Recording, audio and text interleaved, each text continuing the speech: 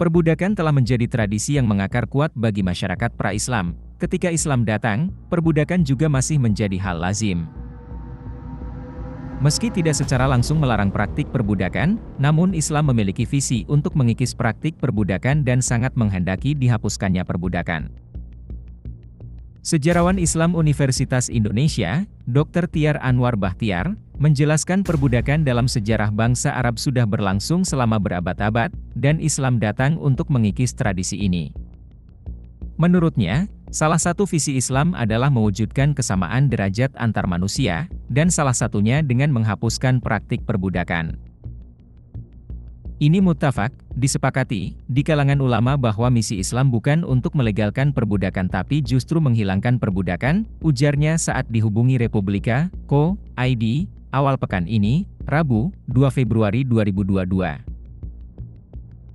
Dijelaskan pula, bahwa dalam Al-Quran tidak ditemukan nas yang membolehkan perbudakan, yang ada justru dorongan dan anjuran untuk memerdekakan budak.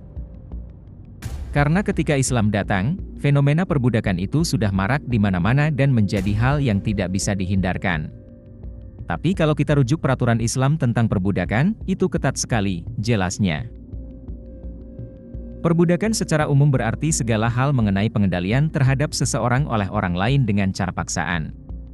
Bedanya, dalam perbudakan spiritual seringkali tidak dilakukan dengan cara paksaan, namun hegemoni wacana. Menurut seorang filsuf Italia, penulis, dan teoretikus politik Antonio Gramsci, hegemoni merupakan suatu kekuasaan atau dominasi atas nilai-nilai kehidupan, norma, maupun kebudayaan sekelompok masyarakat yang akhirnya berubah menjadi doktrin terhadap kelompok masyarakat lainnya di mana kelompok yang didominasi tersebut secara sadar mengikutinya. Kelompok yang didominasi tidak merasa ditindas dan justru merasa itu sebagai hal yang seharusnya terjadi. Kata kuncinya ada di kalimat kelompok yang didominasi tidak merasa ditindas.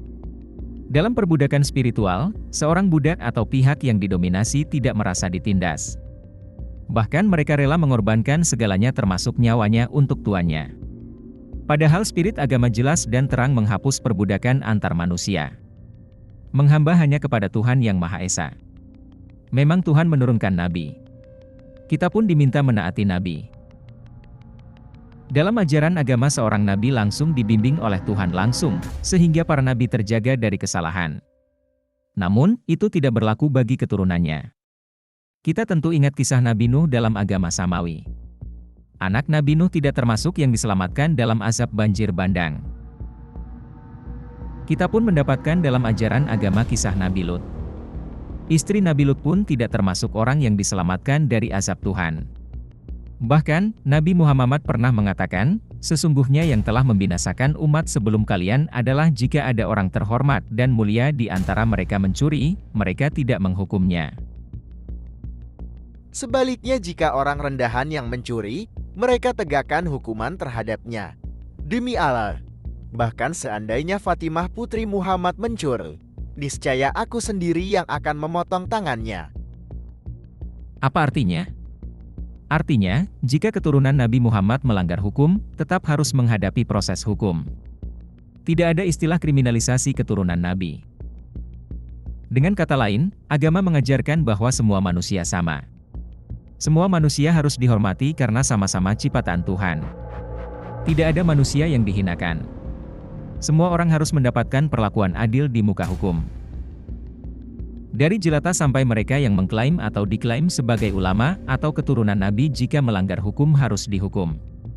Tidak ada istilah kriminalisasi ulama bila ada yang diproses secara hukum karena dugaan pelanggaran aturan dalam bermasyarakat.